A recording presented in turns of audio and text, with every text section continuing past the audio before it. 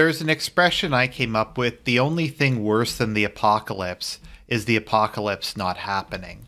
I think at a certain level, a lot of people deeply despise their lives and their existences, even if it's only kind of at a somewhat subconscious level. And so the idea of an apocalypse coming and just ending it, of destroying what they kind of view as their dreary, pointless existence, I think is very attractive, even if it's at a very masochistic, subconscious level.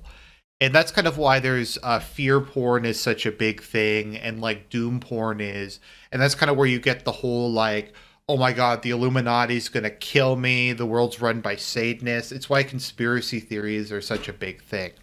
At least in my opinion, is you do have this natural self-destructive impulse within humanity, and people just kind of innately hate their daily lives to a certain extent. Now, you may say I'm just saying that because I suffer from severe bipolar disorder and I'm depressed a lot of the time and I'm projecting that onto others. And that might be true, but if you look at the percentage of people who are like alcoholics or engage in some other form of physical abuse, be it like rampant promiscuous sex or, like I said, alcohol, drugs, smoking, all kinds of stuff, eating themselves to death.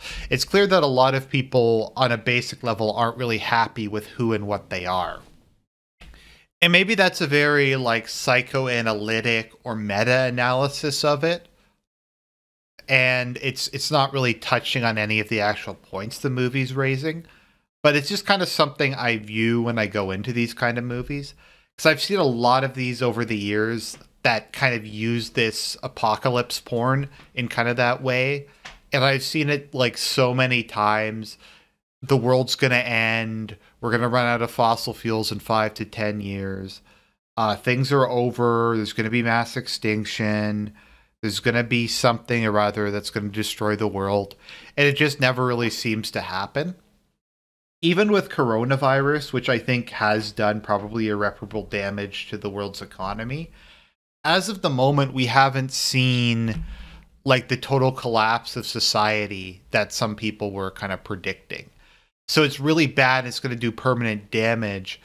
But I think there is this tendency to hope that the apocalypse is going to come. And this is kind of an interesting dichotomy you have between Serp and I, where Serp is a full-on doomer.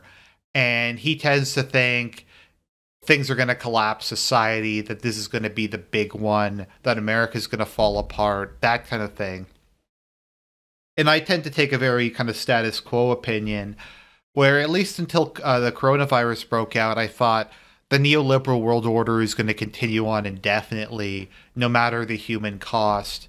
And that it's basically, we are at the end of history. They just kind of were off by about 30 years. But now we're at the end of history. Everywhere is going to become like Sweden. We're going to have this global mixed, socially liberal, capitalistic disaster zone. And it's just going to be like that for all time. And ironically, Serp views my view as optimistic, and I view his view as being more optimistic. Because his view, I feel like, says that there's some possibility for change, that at some point things are going to end and maybe we can start to move to something else. Whereas he views the destruction that'll be caused by his view as worse than, and he can correct me in the comment section if I'm misinterpreting him, than just allowing, if things kind of continue on as is. And I just think it's kind of an interesting dichotomy between the two of us. So whenever I kind of go into this, I try to keep that in the back of my mind. Because as I said, I've seen so many like 9/11 conspiracy videos, the Illuminati's going to blow up the earth. I remember back when I was in, there's a image I always like to show from, I think it's The Independent, who took it down off their website. It was like from 2001, and they said, this is the last year we're going to see snow. And obviously that wasn't the case. But yeah, so I always have a healthy dose of kind of skepticism, because there's also kind of like this adrenaline or endorphin rush or something. It's kind of like why people physically harm themselves. You get the fear running, and it is kind of a rush. So I know people will be saying, correctly so, well, Argent, that's not addressing any of the points raised by this movie or any of the science. You're just psychoanalyzing it.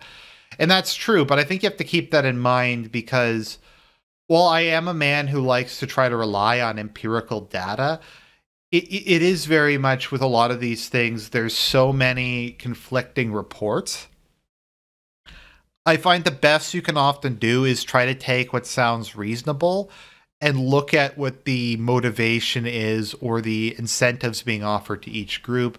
Is the incentives more to tell the truth? Is it more to lie? I don't know. And in this case, I guess the incentive would be to make fear porn because it sells more.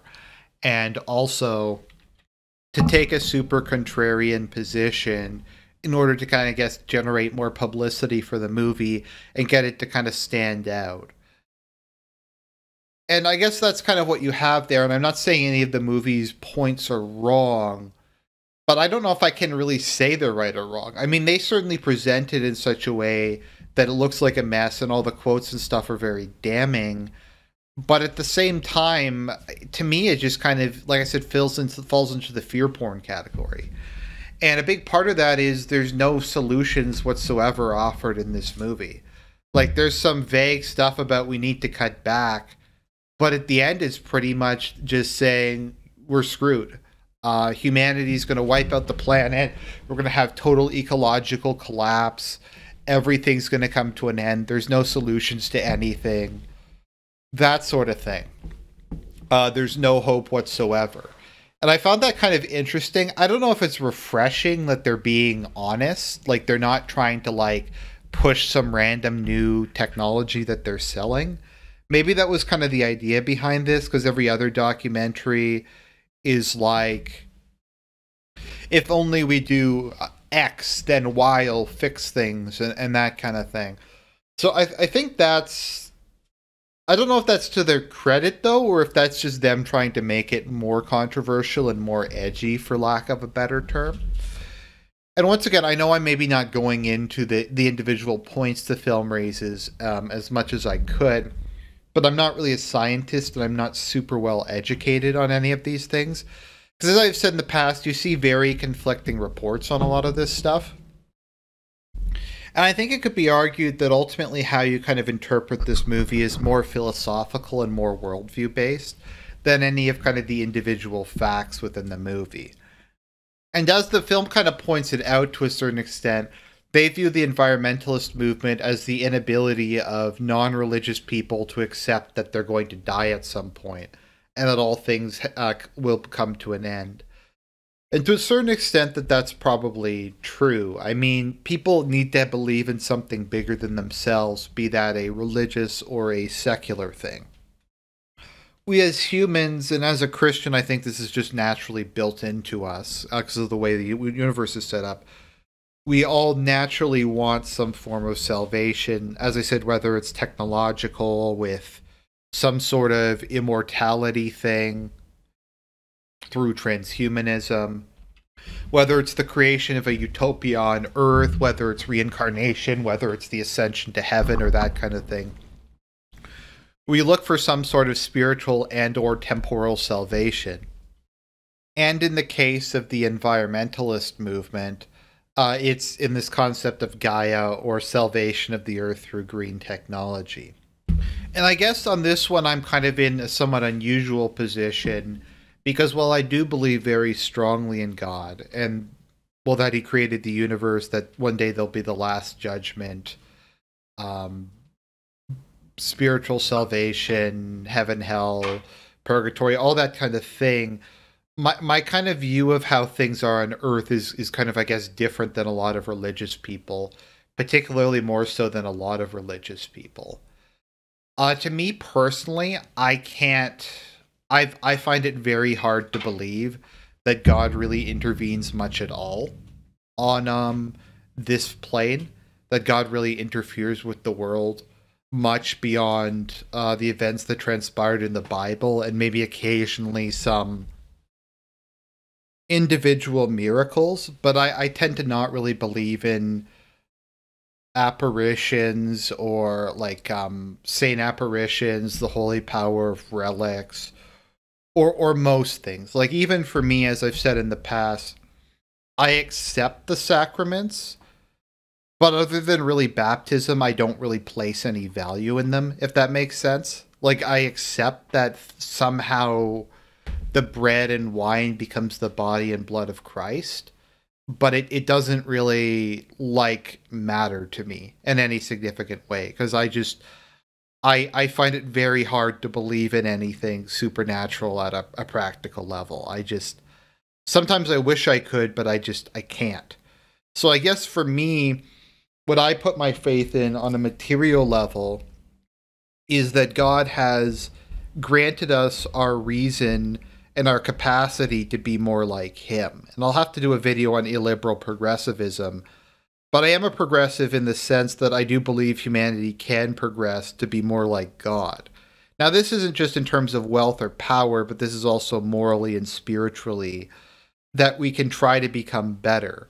That through theosis, through the process of divinization, humanity can, both in terms of its temporal power and its moral fortitude, infinitely become closer to God, both in this plane and in the next one.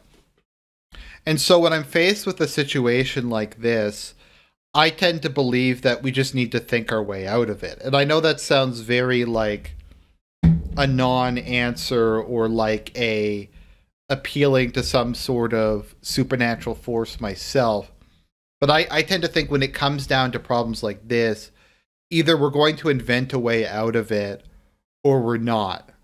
Like either we're going to figure out something that saves industrial civilization or a bunch of somethings that prolong it long enough till we come up with something that saves industrial civilization, or we don't, and it's just kind of the end of all things. I don't really think any meaningful course correction can be taken on this. I don't think you'll ever... You probably not. If this film is correct, then it doesn't really matter. Like nothing we do really matter. Like we could stop using fossil fuels tomorrow. That doesn't really matter. We're just creating so much waste and consuming so many resources. It doesn't seem like any reduction would realistically have any kind of impact.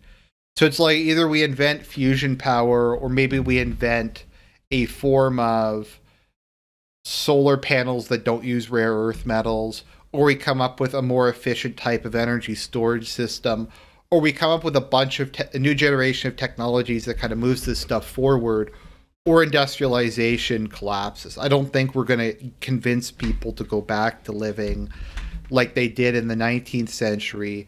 And that would actually make things worse, because back then we were like burning coal. So we'd have to like convince people to go back to like, I don't know, the Renaissance or the medieval period. But then we'd still have things like modern medicine, so the population would continue to grow. And really, there's just no way out of this Malthusian collapse, other than improving efficiency and inventing more stuff that helps us to do better. Now, I do think the population of the Earth is going to peak at some point. I think I don't know the exact math. It might have already peaked, and we're going to see a decline.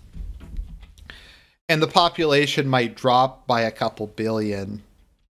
And then maybe living standards will start to get better. There'll be more of an equilibrium with the environment, and then maybe the human population will stabilize or start to grow again. To me, that's basically like the only thing that can realistically happen at this point in time, if what this movie says is correct. But I guess it's just not within me, and I think this is just maybe a psychological thing. Because if I kind of accepted inevitabilities like this, I would have killed myself when I was younger. Because I would have accepted, like, I'm going to have bipolar for the rest of my life. There's nothing I can do to get rid of it. I shouldn't even really bother managing it, because in the end, it's going to kill me. And I kind of feel a bit that's how this movie goes, and how a lot of kind of this doom porn goes, is... just kind of give up. Don't try to do anything. If there's a lot of bad options, it means there's no good options. It's kind of like DSP playing a video game, this movie. It is what it is. Nothing I can do, but I digress. And maybe this whole video is just weak sauce. And I admit it was weak sauce. Maybe it's just me being naive. Maybe it's just me projecting. Maybe it's just me trying to psychoanalyze people and not really presenting any sort of scientific fact. But I mean, that's just kind of my take on this one. I don't really have much scientifically to say. All I can really kind of give you is how I feel and what I think about it. So sorry if this wasn't the best review I've ever done, but it's pretty much all I got. Um, I don't know if I'd really recommend this movie because if it's right and we're screwed no matter what we do, then I don't really know if it solves anything or it helps anything for you to watch it. It's like if you knew you were going to, well, I guess from a spiritual perspective, then yeah. But I mean, if you knew you were going to die of cancer and like, I mean, on an individual level, I guess it does make a difference. But on a societal level, I don't really think it makes a difference. There's no collective action can be done. You can seek your individual salvation. Like if you know you're going to die of cancer next week, you can get your spiritual house in order, maybe go to confession, spend the time praying and making yourself holy and ready to meet your maker. Whereas the society, I mean, I guess we could try doing that, but I just don't really realistically think it's going to happen. So I kind of feel if this movie's correct, I don't really see a reason in watching it or trying to take corrective action and just kind of trying to enjoy your life and trying to live as best as you can and be the best person you can until until the musical chairs just stop. So that's my feelings on the movie. I can't say I hope you enjoyed this, but I hope you found my take at least somewhat interesting. God bless. Stay safe.